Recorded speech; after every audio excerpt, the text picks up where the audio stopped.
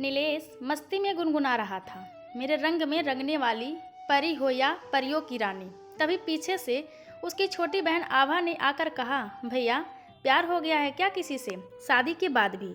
नीलेश बोला, नहीं तो, पर गाना तो गा ही सकता हूँ। आभा मुस्कुराते हुए अंदर चाय बनाने चली गई। तभी घर के बाहर कार के रुकने की आवाज़ आई। आभा ने खिड़की से देखा, राकेश भैया और सुधा भाभी आए। आभा जब चाय लेकर कमरे में पहुंची तो राकेश भैया बोले, आभा, उमा भाभी नहीं आई अब तक?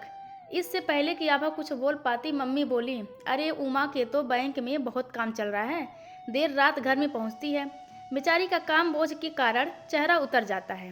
नीलेश बरबस बोल उठा, अरे मम्मी, बहू ही तुम्हारी काले मेघ जैसी है, तुम बेकार में ही काम को दोष दे रही हो। उमा ने तभी घर में कदम रखा था। नीलेश की बात पर वह सकपका गई।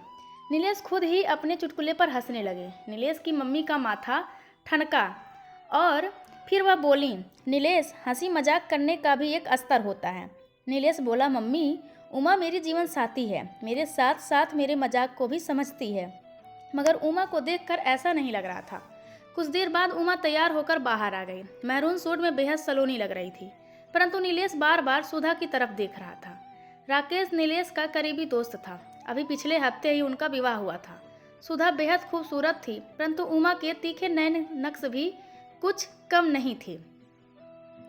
डाइनिंग टेबल पर तरह तरह के पकवान सजे हुए थे। आभा बोली, सुधा भाभी, यह फ्रूट कस्टर्ड और शाही पनीर हमारी उमा भाभी की पसंद है। राकेश बोल उठा, अरे आभा, सुधा कुछ भी फ्राई या ऑयली नहीं लेती है, चेहरे पर दाने आ जाते हैं। एकाएक नीलेश प्रशंसात्मक स्वर में बोल उठा, फिर गोरे रंग पर अलग से दिखते भी हैं, गहरे रंग में तो सब घुल मिल जाता है। उमा बोली, हाँ, सिवा प्यार के। उसके बाद उमा वहाँ रुकी नहीं और दंदनाती हुई अपने कमरे में चली गई। उसके बाद महफिल ना जम सकी।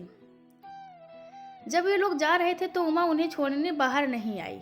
कमरे में घुसते ही नीलेश बोला, उमा, तुम बाहर क्यों नहीं आई? उमा ने कहा, क्योंकि मैं थक गई थी और तुम तो थे ना वहाँ सुधा का ध्यान रखने के लिए। नीलेश गुस्से में बोला, इतनी असुरक्षित क्यों रहती हो? अगर कोई सुंदर है तो क्या उसे सुंदर कहने से मैं बेवफा हो जाऊंगा? उमा बोली, नीलेश, मैं तुम्हारी तरह अपने पापा के साथ काम नहीं करती हूँ कि जब मर्जी हो तब जाओ और जब मर्जी हो तब मत जाओ। नीलेश गुस्से में बोला, बहुत घमंड है तुम्हें अपनी नौकरी का। जो भी करती हो अपने लिए करती हो, मेरे लिए तो तुमने कभी कुछ किया ही नहीं है। सुबह उमा के दफ्तर जाने के बाद मम्मी नीलेश से बोली, नीलेश, कुछ तो बिजनेस पर ध्यान दे, शादी को 7 महीने हो गए हैं, कल को तुम्हारे खर्चे भी बढ़ेंगे। नीलेश हमेशा की तरह मम्मी की बात को टाल कर चला गया। रात को खाने पर पापा गुस्से में नीलेश से बोले, तुम्हारा ध्यान कहाँ है? आज पूरा दिन तुम दफ्तर में नहीं थे। ऐसा ही रहा तो मैं पूरे तुम्हें खर्चा देना बंद कर दूंगा। नीलेश बेशर्मी से बोला, पापा, आप कमाते हो और मम्मी घर पर रहती है, पर मेरे केस में मेरी बीबी कमाती है और मैं बाहर के काम देख लेता हूँ। उमा हक्की बक्की रह गई। अंदर कमरे में घुसते ही उमा ने नीलेश को आड़े हाथों लिया, क्या तुमने मुझसे शादी मेरी तनख्वाह के कारण की है? मैंने तो सोचा था कि तुम घर की जिम्मेदारियां उठाओगे और मैं पैसे बचाकर एक घर खरीद लूँगी। कब तक मम्मी पापा पर बोझ बने रहेंगे? नीलेश भी गुस्से में बोला, मैंने भी सोचा था कि गोरी चिट्टी बीवी लाऊंगा जो मुझे समझेगी और मेरी मदद भी करेगी, पर तुम्हें तो अपनी नौकरी की बहुत अकड़ है। हालांकि नीलेश ने यह बात दिल से नहीं की थी, पर है उमा के दिल में फांस की तरह चुभ गई। आज पूरा दिन बैंक में उमा को नीलेश का रह रहकर सुधा को देखना याद आ रहा था। बार बार वह यही सोच रही थी कि क्या वह सब नीलेश की ज़िंदगी में नौकरी के कारण है। एकाएक उसे अपनी दादी की बात याद आ गई।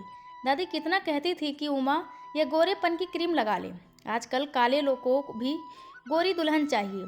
उमा का जब गौरव नीलेश से विवाह हो रहा था तो उसने दादी से कहा था, दादी देखो, तुम्हारी उमा को गोरा दूल्हा मिल गया है और वह भी बिना फेवर एंड लवली के।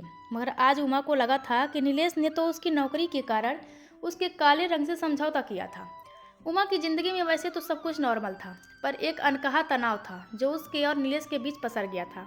नीलेश को लगने लगा था कि उमा को अपनी नौकरी का घमंड है, तो उमा को लगता था कि नीलेश उसकी दबी हुई रंगत के कारण अपने दोस्तों की बीवियों से हे समझता है।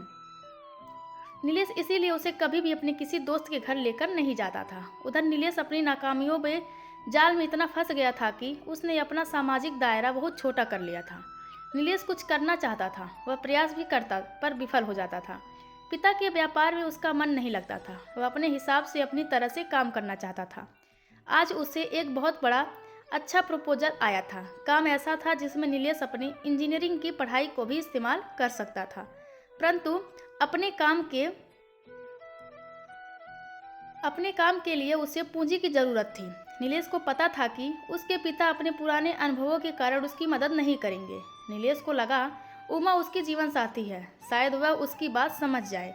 जब नीलेश ने उमा से कहा तो उमा तुनक कर बोली, अलग बिजनेस करने का इतना ही शौक है तो अपनी कमाई से कर लो। मुझे तो लगता है कि तुमने मुझसे शादी ही इस कारण से की है कि बीबी की कमाई से अपने सपने पूरे करोगे। फ्री सेक्स मुझसे मिल ही रहा है, जेब खर्च 30 की उम्र में भी अपने पापा से लेते हो, और बाहर घुमाने के लिए ये पतली सुंदर और गोरी लड़कियां तो तुम्हारे पास होंगी ही ना। रात में खाने की मेज पर तनाव छाया रहा। आभा ने चुपके से पापा को सारी बात बता दी थी। पापा ने उमा से कहा, बेटा एक बार नीलेश की बात पर ठंडे दिमाग से सोचो। जब बच्चे हो जाएंगे तो वैसे ही तुम लोगों का हाथ तंग हो जाएगा। उमा भाभी फुफकार उठी, अच्छा बहाना ढूंढा है पूरे परिवार ने पैसा उगाही का।